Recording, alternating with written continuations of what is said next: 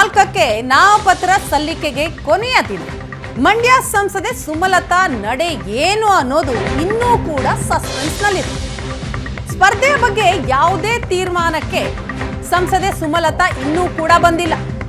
ಸ್ಪರ್ಧೆಯ ಬಗ್ಗೆ ಅಧಿಕೃತವಾಗಿ ಘೋಷಣೆ ಮಾಡಿಲ್ಲ ಸುಮಲತಾ. ಸೈಲೆಂಟ್ ಆಗಿಯೇ ಉಳಿದಿದ್ದಾರೆ.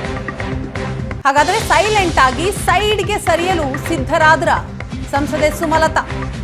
ನಾಳೆ ಮಂಡ್ಯದಲ್ಲಿ ಸಭೆ ನಡೆಸಿ ಅದಾದ ಬಳಿಕ ನನ್ನ ನಿರ್ಧಾರ ಘೋಷಣೆ ಅಂತ ಹೇಳಿದ್ದಾರೆ. ಬಹುತೇಕ ತಟಸ್ಥವಾಗಿ ಇರುವ ಬಗ್ಗೆ ಘೋಷಣೆ ಆಗುತ್ತಾ ಅಂತಹ ಸಾಧ್ಯತೆಗಳು ಕಂಡು ಬರ್ತಾ ಇದೆಯಾ? ಸಂಸದೆಯಾಗಿ ತಮ್ಮ ಸಾಧನೆಯ ಪಟ್ಟಿ ಬಿಡುಗಡೆ ಮಾಡುವ ನಿರೀಕ್ಷೆಯೂ ಕೂಡ ಇದೆ.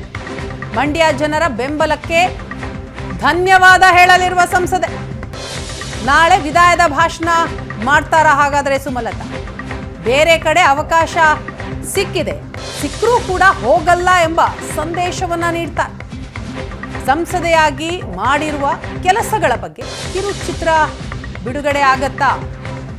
ಸುಮಲತಾ ಅವರ ಮುಂದಿನ ರಾಜಕೀಯ ನಡೆ ಏನು ಅನ್ನೋದು ಈಗಲೂ ಕೂಡ ನಿಗೂಢವಾಗಿದೆ.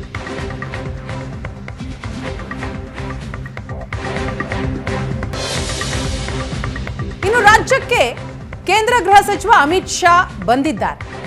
ಅಮಿತ್ ಶಾ ರಾಜ್ಯಕ್ಕೆ ಬಂದ್ರು, ಸುಮಲತಾ ಭೇಟಿ ಇಲ್ಲ.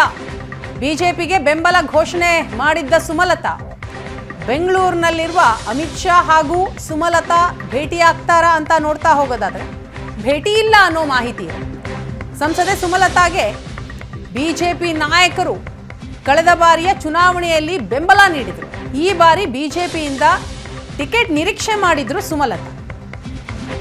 ಮೈತ್ರಿಯಿಂದ ಮಂಡ್ಯ ರಾಜಕಾರಣದ ಚಿತ್ರಣವೇ ಈಗ ಬದಲಾಗಿ ಹೋಗಿದೆ. ಜೆಡಿಎಸ್ ಪಾಲಾಗಿದೆ ಮಂಡ್ಯ ಕ್ಷೇತ್ರ.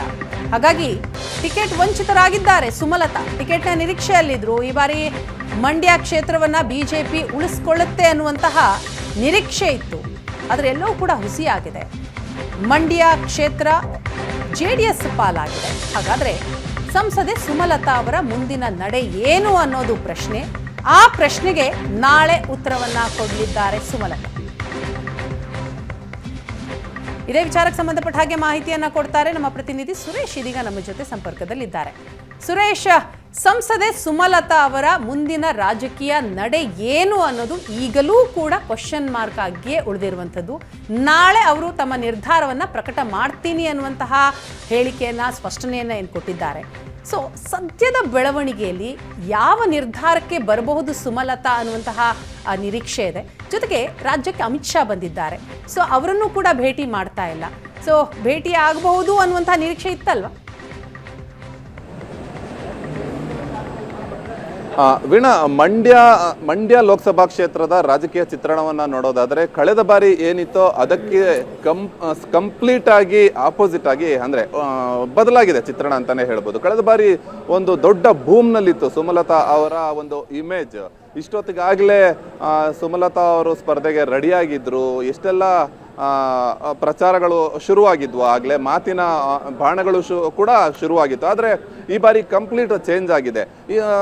ಬಿಜೆಪಿಗೆ ಬೆಂಬಲವನ್ನು ಘೋಷಣೆ ಮಾಡಿದಂತಹ ಸುಮಲತಾ ಈ ಬಾರಿ ಬಿಜೆಪಿಯಿಂದ ಟಿಕೆಟ್ ಸಿಗುತ್ತೆ ಅನ್ನುವಂತಹ ಒಂದು ನಿರೀಕ್ಷೆಯಲ್ಲಿದ್ದರು. ಆದರೆ ಬದಲಾದ ರಾಜಕೀಯ ಚಿತ್ರಣದಲ್ಲಿ JDS ಜೊತೆ ಇದೀಗ ಮೈತ್ರಿಯನ್ನ ಮಾಡಿಕೊಂಡಿರುವಂತಹ ಬಿಜೆಪಿ ಅಲ್ಲಿ ಕುಮಾರಸ್ವಾಮಿ ಅವರನ್ನ ಮೈತ್ರಿ ಅಭ್ಯರ್ಥಿಯನ್ನಾಗಿ ಕಣಕ್ಕೆ ಇಳಿಸಿದೆ. ಹಾಗಾಗಿ ಸುಮಲತಾ ಅವರು ಬಹುತೇಕ ಸೈಲೆಂಟ್ ಆಗಿರುವಂತಹ ಸಾಧ್ಯತೆಯೇ ಹೆಚ್ಚು. ಪಕ್ಷೇತರವಾಗಿ ಸ್ಪರ್ಧೆ ಮಾಡ್ತಾರಾ ಅನ್ನುವಂಥ ಚರ್ಚೆಗಳು ಸ್ವಲ್ಪ ದಿನದ ಹಿಂದೆಯವರೆಗೂ ಇತ್ತು. ಆದರೆ ಈಗ ಇರುವಂತಹ ಒಂದು ವಾತಾವರಣದಲ್ಲಿ ಪಕ್ಷೇತರವಾಗಿಯೂ ಕೂಡ ಸುಮಲತಾ ಅವರು ಕಣಕ್ಕೆ ಇಳಿಯುವುದು ಬಹುತೇಕ ಅನುಮಾನ. ನಾಳೆ ಮಂಡ್ಯದಲ್ಲಿ ತಮ್ಮ ಬೆಂಬಲಿಗರ ಒಂದು ಸಭೆಯನ್ನ ಕರೆದಿದ್ದಾರೆ. ಆ ಒಂದು ಸಭೆಯ ಬಳಿಕ ತಮ್ಮ ನಿರ್ಧಾರವನ್ನ ಪ್ರಕಟಿಸ್ತೀನಿ ಅನ್ನುವಂಥ ಮಾತನ್ನ ಇಲ್ಲಿಯ ತನಕ ಸುಮಲತಾ ಹೇಳ್ತಾ ಬರ್ತಾ ಇದ್ದಾರೆ.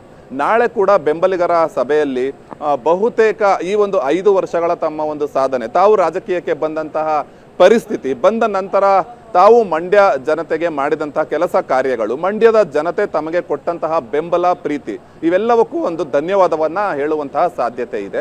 ಇಂತಹ ಪ್ರಸ್ತುತ ರಾಜಕಾರಣದ ಪರಿಸ್ಥಿತಿಯಲ್ಲಿ, ಈ ಒಂದು ರಾಜಕೀಯ ಪರಿಸ್ಥಿತಿಯಲ್ಲಿ ಸದ್ಯಕ್ಕೆ ತಾವು ತಟಸ್ಥವಾಗಿ ಉಳಿಯುವುದು ಸೂಕ್ತ ಅನ್ನುವಂಥ ಒಂದು ನಿರ್ಧಾರವನ್ನ ಪ್ರಕಟಿಸುವಂತಹ ಸಾಧ್ಯತೆ ಬಹುತೇಕ ಇದೆ. ಇದರ ಜೊತೆಗೆ 5 ವರ್ಷ ತಾವು ಸಂಸದರಾಗಿ ಮಾಡಿದಂಥ ಕೆಲಸಗಳ ಬಗ್ಗೆ ಒಂದು ಸಿಡಿಯನ್ನ ಅಂದ್ರೆ ಒಂದು ಕಿರುಚಿತ್ರವನ್ನ ತಯಾರಿಸಿ ಅದನ್ನು ಕೂಡ ಬಿಡುಗಡೆ ಮಾಡುವಂತಹ ಸಾಧ್ಯತೆ ಇದೆ ಅಂತ ಹೇಳಲಾಗ್ತಾ ಇದೆ. ಅದರ ಜೊತೆಯಲ್ಲಿ ತಮ್ಮನ್ನು ಬೆಂಬಲಿಸಿದ ಮಂಡ್ಯದ ಜನತೆಗೆ ಒಂದು ಧನ್ಯವಾದ ಹೇಳುವುದಕ್ಕೂ ಕೂಡ ನಾಳಿನ ಒಂದು ವೇದಿಕೆಯನ್ನು ಸುಮಲತಾ ಅವರು ಬಳಸ್ಕೊಳ್ತಾರೆ. ಇದೆಲ್ಲವೂ ಕೂಡ ಒಂದು ಕಡೆ. ಮತ್ತೊಂದು ಕಡೆ ಈಗ ರಾಜ್ಯಕ್ಕೆ ಅಮಿತ್ ಶಾ ಅವರು ಬಂದಿದ್ದಾರೆ. ಅಮಿತ್ ಶಾ ಅವರು ಬಂದರೂ ಕೂಡ ಅವರನ್ನು ಭೇಟಿ ಮಾಡೋದಕ್ಕೆ ಸುಮಲತಾ ಅವರು ಹೋಗ್ತಿಲ್ಲ. ಅಂದರೆ ಬಿಜೆಪಿಗೆ ಬೆಂಬಲವನ್ನ ಘೋಷಣೆ ಮಾಡಿದ್ರು ಸುಮಲತಾ ಅವರು. ಬಹುತೇಕ ಅವರು ಬಿಜೆಪಿಯಿಂದಲೇ ಕಣಕ್ಕಿಳಿತಾರೆ ಅಂತ ಹೇಳಲಾಗ್ತಾ ಇತ್ತು.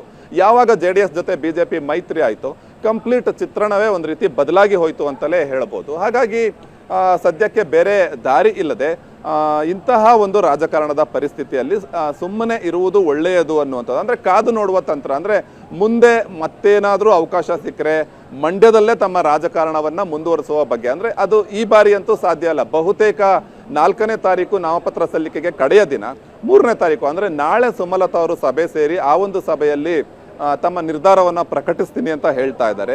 ಮಂಡ್ಯದ ರಾಜಕಾರಣದಲ್ಲಿ ಕಳೆದ ಬಾರಿ ಇದ್ದಂತಹ ಕಾವು ಈ ಬಾರಿ ಇಲ್ಲ. ಅಲ್ಲಿ ಏನಿದ್ರು ಕಾಂಗ್ರೆಸ್ ಮತ್ತೆ ಮೈತ್ರಿ ಅಭ್ಯರ್ಥಿಯ ನಡುವೆ ನೇರ ಹಣಾಹಣಿ ಕೂಡ ಈಗ ಏರ್ಪಟ್ಟಿದೆ. ಹಾಗಾಗಿ ಸುಮಲತಾ ಸದ್ಯಕ್ಕೆ ತಟಸ್ಥರಾಗಿ ಉಳಿಯುವಂತ ನಿರ್ಧಾರಕ್ಕೆ ಬಂದರೂ ಅಚ್ಚರಿ ಇಲ್ಲ ಅಂತ ಹೇಳಬಹುದು. Veena, yes, thank you Suresh ತಮ್ಮ ಮಾಹಿತಿಗಾಗಿ.